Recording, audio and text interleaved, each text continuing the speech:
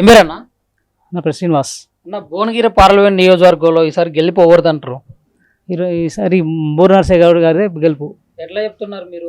ఆయన చేసిన పనులు, ఆ యొక్క పార్టీ ఇచ్చిన, ఆయనకు పార్టీ సంబంధించిన నరేంద్ర మోడీ గారు చేసిన పథకాలు, వాటి వల్ల ఆయన గెలవచ్చని మాకు ఖచ్చితంగా నమ్మకం ఉన్నది. ఇప్పుడు మాజీ ఎంపీ ఆయన ఆల్రెడీ ఇప్పుడు ఎంపీగా చేసినటువంటి అభివృద్ధి ఏమన్నా ఉందా ఇక్కడ భువనగిరికి? ఆయన ఎంపీగా ఉన్నప్పుడు ఇక్కడ కేంద్ర ప్రభుత్వ సహకారంతో ఆయన భువనగిరిలో ఎయిమ్స్ హాస్పిటల్కు సహకరించారు. ఈరోజు భువనగిరిలో బీబీ నగర్లో ఎయిమ్స్ హాస్పిటల్ రావడానికి ఆయనే కారకుడు. దానివల్ల అనేక మరి చేనేత వాళ్ళకు కూడా కొన్ని క్లస్టర్స్ ఏర్పాటు చేయడం జరిగింది. మరియు అనేక మందికి ఉపాధి అవకాశాలు కూడా కల్పించడంలో ఆయన పాత్ర చాలా బాగున్నది. ఆయన ఓడిపోయినప్పటికి కూడా ప్రజల మధ్యలోనే వండుకుంటూ ప్రజలతోనే ఉంటుండు కాబట్టి ప్రజలకు కూడా నమ్మకం ఉంది అతనంటే. ఇంకోటి ఏంటంటే వారు డాక్టర్గా సేవలు అందిస్తున్నారు. ఇటు రాజకీయ వృత్తిపరంగా కాకుండా ఇటు తెలంగాణ ఉద్యమంలో పాత్ర వహించుకుంటూ ఇప్పుడు రాజకీయ డాక్టర్గా కూడా వైద్య వృత్తితో అనేక మందికి ఉచిత సేవలు చాలా మందికి అందిస్తున్నారు. దాంతో ప్రజలకు ఒక నమ్మకం ఏర్పడ్డది.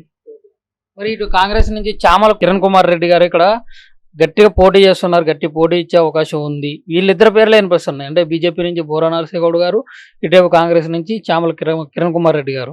వీళ్ళిద్దరిలో మరి ఫైనల్గా మీరు చెప్తున్నారు బూర నరసయ్య గౌడ్ గారు అని, కానీ ఇక్కడ కొంతమంది ప్రజలు అంటున్నారు చామల కిరణ్ కుమార్ రెడ్డి గెలుస్తారని. వాళ్ళు గెలిచే అవకాశాలు లేవంటవా కాంగ్రెస్ అభ్యర్థి? చామల కిరణ్ కుమార్ రెడ్డి గారు అసలు కాంగ్రెస్ పార్టీ వాళ్ళకి చాలామంది తెలియని వ్యక్తి. ఆయన ఎప్పుడు కూడా రాజకీయాల్లో అంటే ఉన్నవారు అంతంత మాత్రమే, ఎక్కడ కూడా అసలు కాన్స్టిట్యూషన్ మొత్తంలో ఈ పార్లమెంటు పరిధిలో ఎప్పుడు కూడా పనిచేసిన వ్యక్తి కాదు.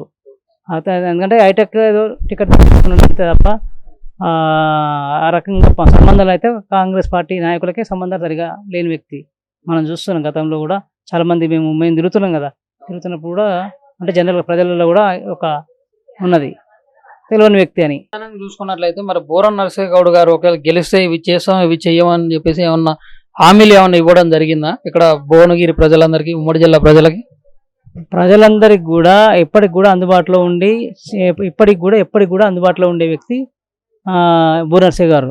డాక్టర్ వృత్తి, వైద్య వృత్తి పరంగా ప్లస్ రాజకీయంగా కూడా అనేక ఏది ఆశించకుండా, ఎందుకంటే నాకు పదవి లేకుంటే నేను చెయ్యను అనే భావన కాకుండా అన్ని ఇప్పుడు ఏదైతే భారతీయ జనతా పార్టీలో విశ్వకర్మ అనే స్కీమ్ ద్వారా ప్రజలకు ఇంకా ఎక్కువ దగ్గరై ఈ 2-3 సంవత్సరాల నుంచి కూడా బాగా ప్రజలకు అందుబాటులో అనేక కార్యక్రమాలు తీసుకొచ్చారు. ఇప్పుడు గౌడ్స్కి అయితేనేమిది, విశ్వకర్మలు అయితేనేది, అందులో పద్మశాలి అట్లా అనేక రకాల కులస్తులకు చాలా అంటే స్కీమ్స్ ఉన్నాయి.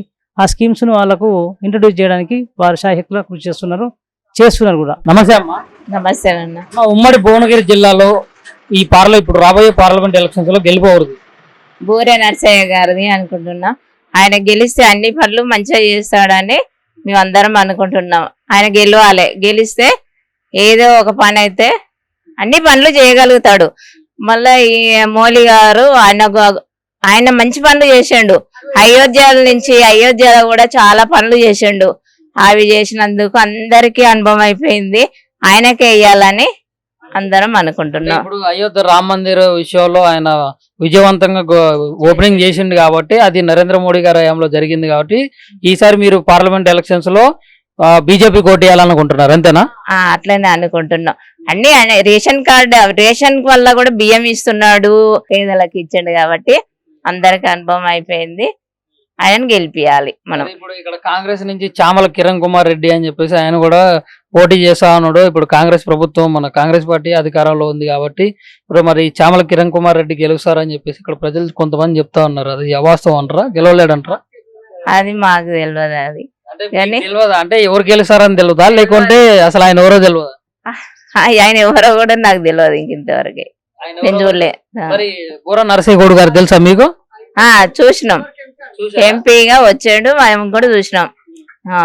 ముందు ఎంపీగా ఉన్న సంగతి తెలుసా మీకు? తెలుసు. ఏమన్నా అభివృద్ధి పనులు ఆయన చేసిన అభివృద్ధి పనులు కొన్ని పనులు చేసిండు కాబట్టి మేము ఆయనను గెలిపియాలి అనుకుంటున్నాం.